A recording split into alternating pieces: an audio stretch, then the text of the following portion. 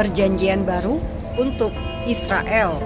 Saudara, tahukah Anda jika Tuhan kita memiliki perjanjian yang baru dengan bangsa Israel? Yang menarik, fakta tentang perjanjian yang baru antara Tuhan dengan Israel ada di dalam Alkitab Perjanjian Baru. Shalom dari Gerbang Java di Yerusalem, Israel, ibu kota Israel. Bapak Ibu di Indonesia, saya ingin membagikan ayat dari Ibrani 3 ayat 8 sampai ayat 12. Nah, ayat ini tentang janji Tuhan kepada bangsa Israel.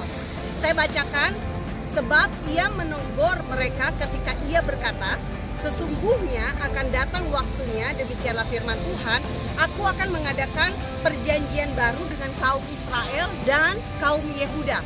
Nah, Bapak Ibu, ayat ini ada di kitab Ibrani. Artinya ayat ini sesudah terjadinya penyalipan Tuhan Yesus. Tetapi Bapa kita di sorga masih mengingatkan bahwa ia mempunyai satu perjanjian yang baru dengan bangsa Israel dan bangsa Yehuda. Kemudian di ayat 9 dikatakan, bukan seperti perjanjian yang telah kuadakan dengan nenek moyang mereka pada waktu aku memegang tangan mereka untuk membawa mereka keluar dari tanah Mesir. Jadi ini bukan janji yang ketika Eksodus, tetapi janji yang baru. Yang sebetulnya ayat 8 tadi adalah ayat yang kita bisa baca di Yeremia 31 ayat 31 sampai 40 dan Yehezkiel 36 ayat 1 sampai 38. Nah, saya lanjutkan. Di ayat 9 dikatakan, sebab mereka tidak setia kepada perjanjianku dan aku menolak mereka, demikian firman Tuhan. Ayat 10, maka inilah perjanjian yang kuadakan dengan kaum Israel sesudah waktu itu. Waktu apa? Waktu Eksodus. Demikianlah firman Tuhan, aku akan menaruh hukumku dalam akal budi mereka dan menuliskannya dalam hati mereka. Maka aku akan menjadi Allah mereka, menjadi Elohim mereka, dan mereka akan menjadi umatku. Jadi Bapak Ibu, perjanjian Tuhan yang baru dengan Israel bukan untuk gereja, bukan untuk kita bangsa-bangsa yang percaya kepada Yesus, tetapi ini adalah perjanjian Tuhan dengan bangsa Israel sendiri. Di ayat 11 dikatakan, dan mereka tidak akan mengajar lagi sesamanya, sesama warganya atau sesama saudaranya dengan mengatakan, kenalah Tuhan. Sebab mereka semua besar, kecil akan mengenal aku. Akunya tentu saja yang dimaksud adalah Tuhan.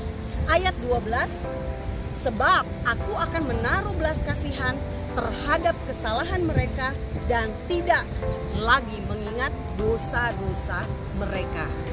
Bapak Ibu, perjanjian baru Tuhan dengan bangsa Israel dan bangsa Yehuda, artinya Israel Utara dan Israel Selatan, ini memiliki satu perjanjian yang baru. Perjanjiannya seperti apa? Tuhan yang akan menaruh di hati mereka, hati orang Yahudi yang ada di sekitar kita saat ini dan ada di bangsa-bangsa, bahwa mereka akan mengenal Tuhan. Mereka akan diberikan roh oleh Tuhan sendiri. Roh yang mana? Tak lain tak bukan adalah Roh Kudus yang sama seperti yang kita miliki.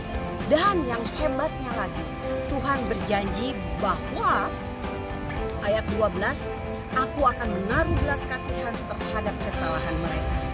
Bapak Ibu, jika Tuhan hanya berbelas kasihan kepada bangsa Israel, mengapa banyak orang Kristen, banyak orang percaya Yesus yang justru tidak berbelas kasih kepada mereka? Mengapa kita justru kerap mengingat dosa-dosa bangsa Israel terhadap generasi pertama kekristenan? Kita ingat memang banyak martir di kalangan Kristen yang saat itu seperti yang terjadi pada Saulus.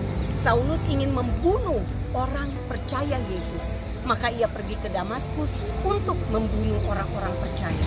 Tetapi akhirnya Tuhan justru memanggil Saulus, memakai ia untuk menjadi rasul di bangsa-bangsa. Kalau Tuhan tidak mengingat dosa-dosa bangsa Israel lagi, dan Tuhan punya perjanjian yang baru dengan bangsa ini, maka kita sebagai orang percaya, kita sebagai orang yang membaca Alkitab perjanjian baru, harusnya kita mengerti firman Tuhan, kita mengerti kebenaran ini, dan kebenaran akan memerdekakan kita semua dari belenggu kebencian, belenggu tidak empati terhadap orang Yahudi, dan kebencian terhadap bangsa Israel. Salam damai buat Anda semua, salam sejahtera buat Anda semua. Biarlah kasih karunia Tuhan melimpah-limpah kepada kita semua, dan kita semakin teguh di dalam firman Tuhan. Salam damai dari Fakta Israel.